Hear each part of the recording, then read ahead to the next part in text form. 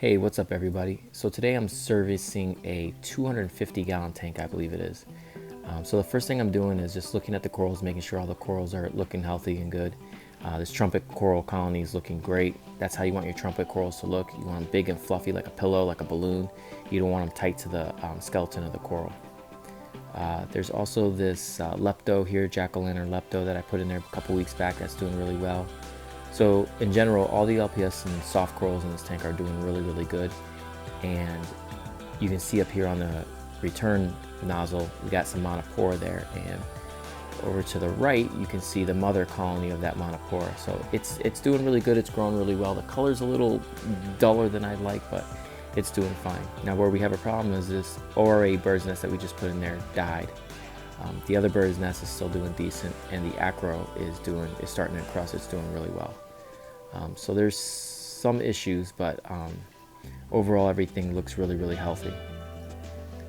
Again, all the LPS corals are doing great. There's a little bit of algae in the sand, but there's nothing to be too concerned with. So check this out. Over here we have this Favia that I put in about a month ago, and it's already encrusting onto the rock, which is really awesome to see. So I'm gonna go ahead and test the water and see where we're at as far as nutrients level, and we'll take it from there. So here are the nitrates and phosphates. So the lighter the darker the color, the higher the nitrates and phosphates. So this is pretty good. This is right where we want them. I think this nitrate's probably around 2 to 3 or somewhere around there, and then we got the phosphates at probably around 0.06. So this is looking pretty good. This is the Red Sea test kit, so it's looking pretty good. So let's go ahead and get a water change. I think we'll do about 15-20% of water change today. So as we're waiting for the water change, I added a couple of corals in the tank. I added a two-headed hammer coral, a gold hammer coral. Really nice addition to this tank. Add a little bit more different color to the tank. A rainbow acan, and a watermelon Favia colony right there, which is a badass coral, man. I love that coral. I'm sad to actually sell that one. And then over here we have a rock with some Redactus mushrooms on it, which they're all tight to the rock right now, but they have crazy colors on them. I can't wait till those actually settle in. Also a trumpet colony up there, because the trumpets are doing good in this tank, so I added some more bright green trumpets and some more acans as well. So everybody's kind of tight and in because I just glued them up and epoxied them, so it'll take a while for them to come out. There's also a Favia back there and a couple more pieces, but those are the main ones.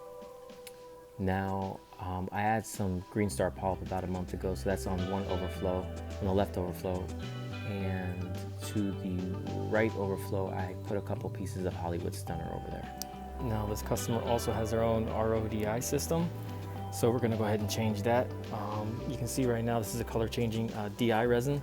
So that right there, it's a dark blue usually. When it turns to like that goldish brown color, that means it's exhausted and it needs to be changed. You can see right here how this is good, but that's still going away. So we'll go ahead and change this out for some new DI resin. And there I have the DI resin right here. Plus I have a sediment filter, because if you look over here, excuse me, right there, you see how brown that sediment filter is? That's supposed to be white.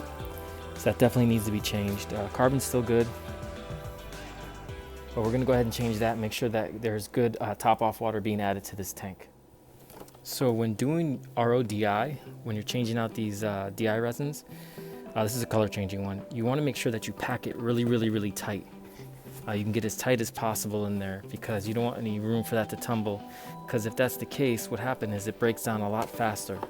So just a word to the wise, your DI resin will last a lot longer, and you'll get better use out of it long term if you pack it really tight in there and give it no room to tumble and break down.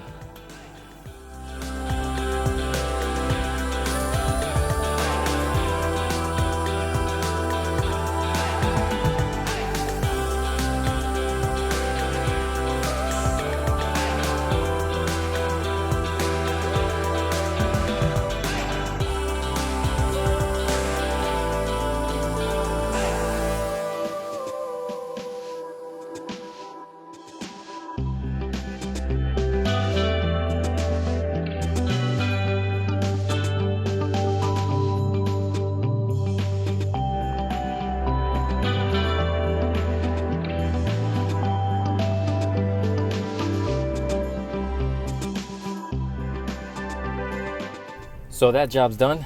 Now let's go on to the next one. So here we are. Now this tank has only been up for about, I believe it's around 6 months. It's definitely less than a year, but this thing's just rocking and rolling. Its corals are just kicking butt. We did have some problems here with this Duncan coral. You can see there's some missing heads, but that's because this elegance coral right here was stinging it. We separated those two with the clam in between, so hopefully that helps. But you can see the corals in here are just, I mean, they, again, LPS corals are just killing it in this tank. Even the monopore, I mean, for less than a year, that monopore is already growing up the back wall. The color on it's perfect, right where you want it. So I'm gonna go ahead and do a water test and check the nutrient level in this tank and see what needs to be done for the surface. So we use the Red Sea test kits, and the darker the color, the higher the nutrient level. But you can see both of these, phosphate and nitrate, there's like nothing there, which is no surprise because there's a ton of coral in there. So it's going to be tough to try to, in a relatively small tank. So it's going to be tough to try to keep up with those nutrients in the tank to keep the corals happy. And because our nutrient levels are low, I'm gonna go ahead and do a small little water change, probably just a 5 gallon bucket, and probably that's about it.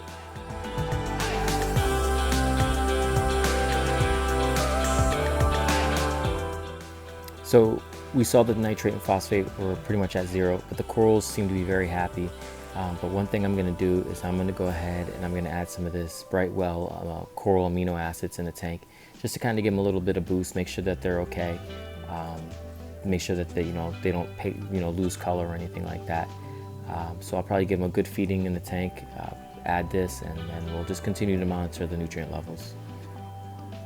But so far I'm really happy with the way this tank is developed. You can see there's a little purple tang right there, 2 clownfish, there's a coral beauty, which the owner really wanted the coral beauty, but they have a tendency to go after coral, so we're gonna have to keep an eye on that fish.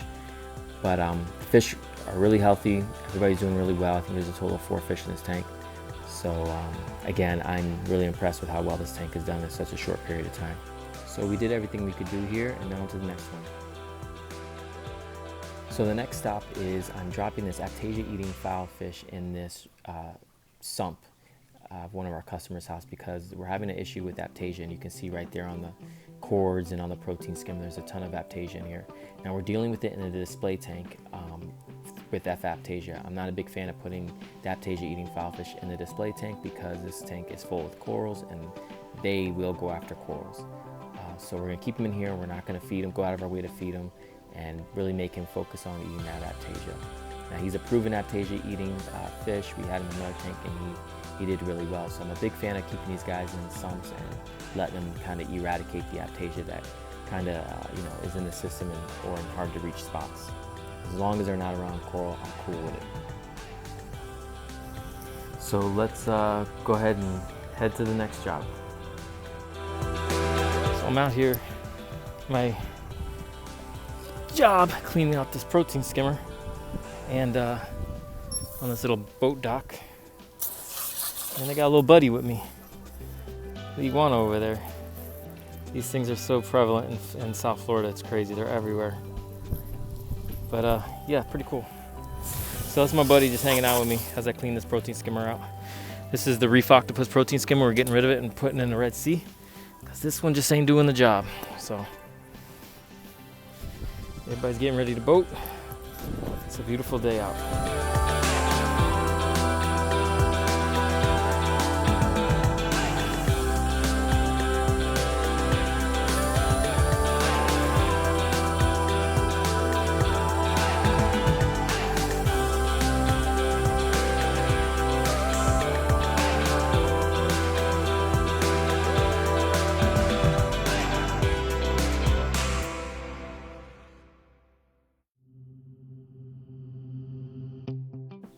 So I'm going into the aquarium shop because I ordered some corals and they just came in and I'm really excited about it. There's some Favia pieces there which look great. Colors on them are insane. I can't wait for these guys to really grow out. And some Acan pieces. So that's pretty much my day for now. I'm gonna go ahead and end the video here. I really appreciate you guys watching and coming along and seeing what we do. So they want to know, where do we get our water from? I'll show you. Check this out. This is where we get our water from. Right here. Now there's not many places around the country where you're able to get, you know, natural ocean water. Fortunately, we live in an area where we can do that. So out there, a mile out, we have a pipe. It gets all that nice ocean water. It gets all that ocean water. So it's about as natural as you can possibly get.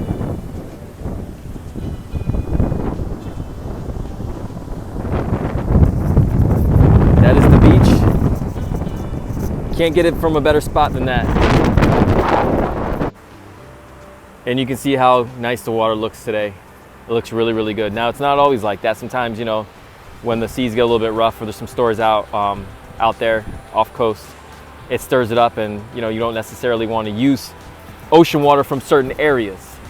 But we're fortunate enough to be able to get it straight from the ocean far out, so the water's pretty much all year round, pretty clear, and it's not something to worry about. It's got fast moving current, so we don't really have to worry about that. All year long, we're able to get good water for the most part, unless there's something that's, you know, that's unforeseen.